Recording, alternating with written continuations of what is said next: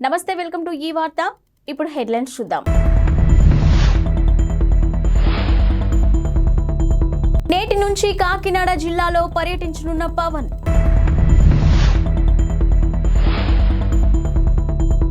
Dubai పారిపోయిన మాజీ MLA Shakeel కుమారుడు. మరో సంస్థను సొంతం చేసుకున్న అదానీ గ్రూప్. జనసేనాని పవన్ కళ్యాణ్ నేటి నుంచి 3 రోజుల పాటు కాకినాడ జిల్లాలో పర్యటించనున్నారు. కాకినాడ విద్యుత్ నగర్లోని ఓ ప్రైవేట్ గెస్ట్ హౌస్ లో ఆయన బస చేశారు.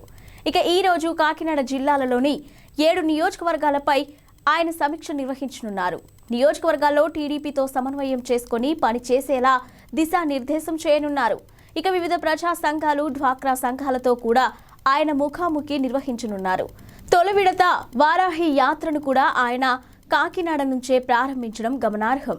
నియోజకవర్గాల సమీక్షను కూడా ఇప్పుడు ఆయన ఇక్కడి నుంచే ప్రారంభించనున్నారు. మితిమీరిన వేగంతో కారు నడిపి ప్రజాభవన్ ఎదుట ట్రాఫిక్ బారికేడ్లను ఢీకొట్టిన కేసులో ప్రధాన నిందితుడైన బోధన్ మాజీ ఎమ్మెల్యే షకీల్ తనయుడు సాహిల్ అలియాస్ రాహిల్ అమీర్ దుబాయ్కి పారిపోయినట్టు పోలీసులు గుర్తించారు. ఇక కేసు నుంచి తప్పించుకునేందుకే తొలుత ముంబైకి, ఆ తర్వాత అక్కడి నుంచి దుబాయ్కి పరారైనట్టుగా పంచాగుట్ట పోలీసులు గుర్తించారు. నిన్న లుకౌట్ నోటీసును జారీ చేశారు. మరోవైపు సాహిల్ను కేసు నుంచి తప్పించేందుకు 20,000 నుంచి 25 లక్షలు చేతులు మారినట్టు ఆరోపణలు వినిపిస్తున్నాయి.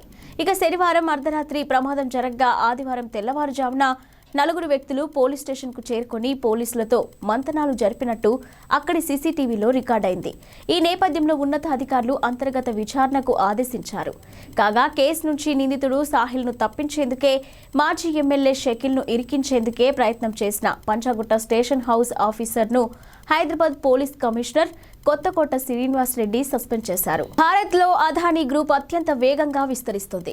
ఇప్పటికే పలు వ్యాపారాలను నిర్వహిస్తున్న అదానీ గ్రూప్ తాజాగా మరో కంపెనీని సొంతం చేసుకుంది.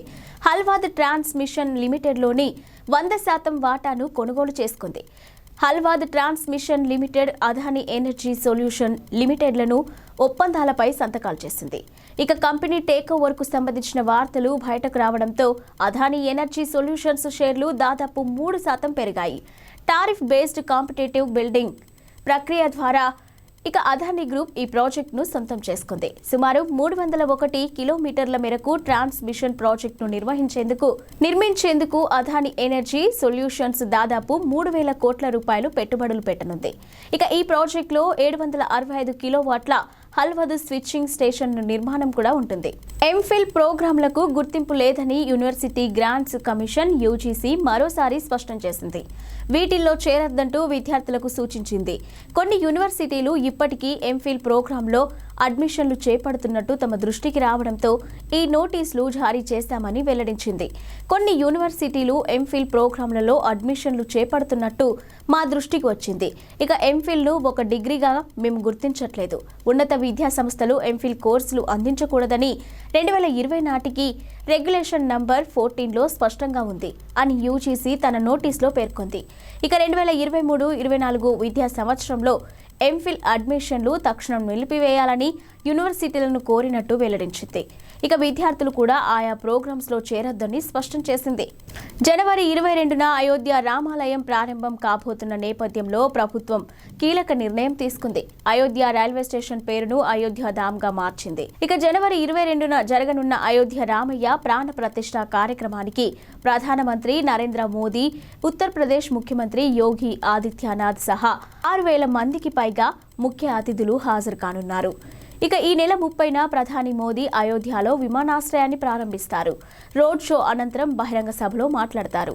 ఇక అదే రోజు అయోధ్య రైల్వే స్టేషన్లో కొత్త భవనాన్ని ప్రారంభిస్తారు. అత్యాధునిక సదుపాయాలతో నిర్మించిన ఈ రైల్వే స్టేషన్ భవనంలోని విమానాశ్రయంలో ఉన్నటువంటి సౌకర్యాలు లభిస్తాయి.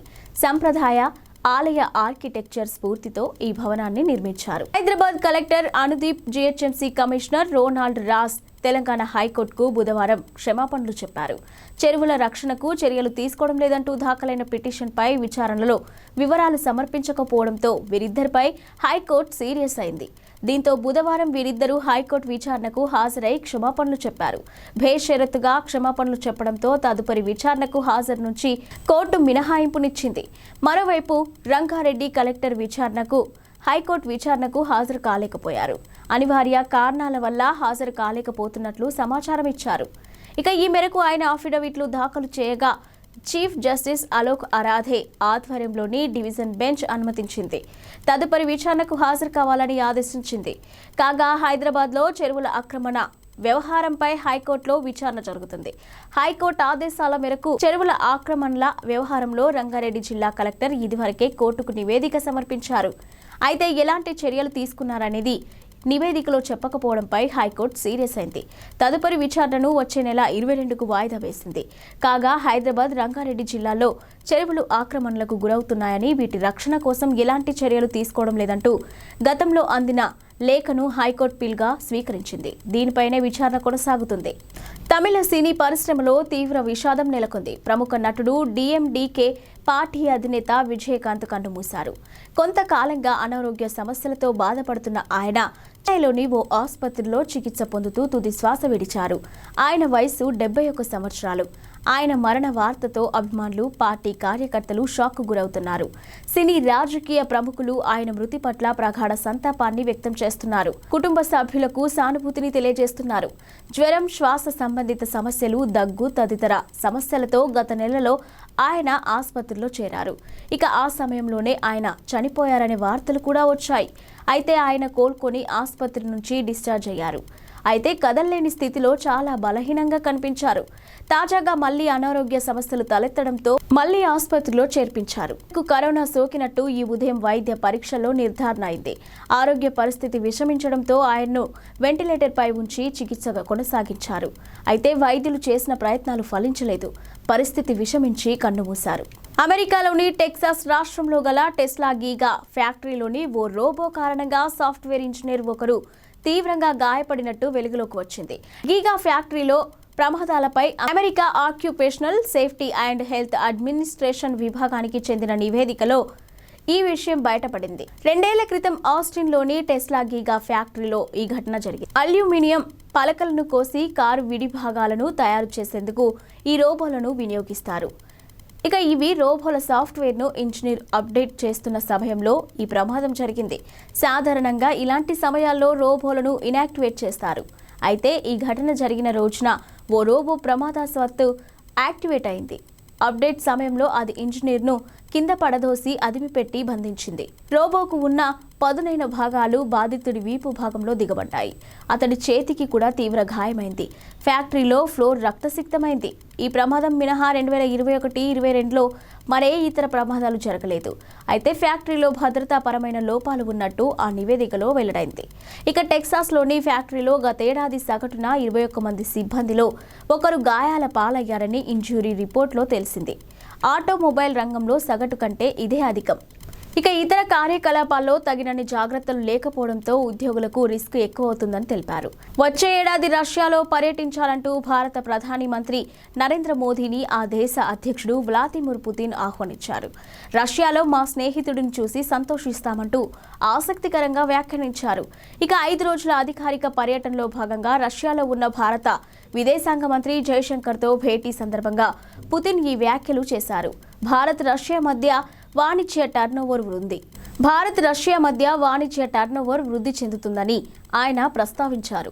ముడి చమురు, అత్యాధునిక టెక్నాలజీ రంగాలు ఇందుకు ప్రధానంగా దోహదపడుతున్నాయని పుతిన్ అన్నారు. వరుసగా 2వ సంవత్సరం చక్కటి వృద్ధి నమోదైందని, గతేడాదితో పోలిస్తే మరింత మెరుగుదల ఉందని ప్రస్తావించారు. కేంద్ర హోంమంత్రి అమిత్ షా ఈరోజు హైదరాబాద్కు వస్తున్నారు. ఔటర్ రింగ్ రోడ్డు సమీపంలోని కొంగరా కలాన్లో ఈరోజు బీజేపీ రాష్ట్ర విస్తృత స్థాయి సమావేశాన్ని నిర్వహిస్తున్నారు. ఈ కార్యక్రమానికి అమిత్ షా హాజరు కానున్నారు. ఢిల్లీ నుంచి శంషాబాద్ విమానాశ్రయానికి చేరుకున్న తర్వాత ఆయన నోవాటెల్ హోటల్కు వెళ్తారు. ఇక అనంతరం చార్మినార్ భాగ్యలక్ష్మి ఆలయానికి వెళ్లి ప్రత్యేక పూజలు నిర్వహిస్తారు. ఆ తర్వాత కొంగర కలాన్కు వెళ్లి పార్టీ కార్యక్రమంలో పాల్గొంటారు. ఇక ఈ సమావేశానికి బీజేపీ రాష్ట్ర అధ్యక్షుడు కిషన్ రెడ్డి అధ్యక్షతన వహించనున్నారు. ఇక కె లక్ష్మణ్, డికే అరుణ, బండి సంజయ్, ప్రకాష్ జవదేకర్, తరుణ్ చుగ్, ఇక సునీల్ బన్సల్, పార్టీ జిల్లా అధ్యక్షులు, మండల అధ్యక్షులు హాజరు కానున్నారు. పార్లమెంటు ఎన్నికల నేపథ్యంలో పార్టీ శ్రేణులకు అమిత్ షా దిశానిర్దేశం చేయనున్నారు. మరోవైపు ఇటీవల జరిగిన ఎన్నికల్లో గెలుపొందిన 8 మంది బీజేపీ ఎమ్మెల్యేలతో అమిత్ షా ప్రత్యేకంగా భేటీ కానున్నారు.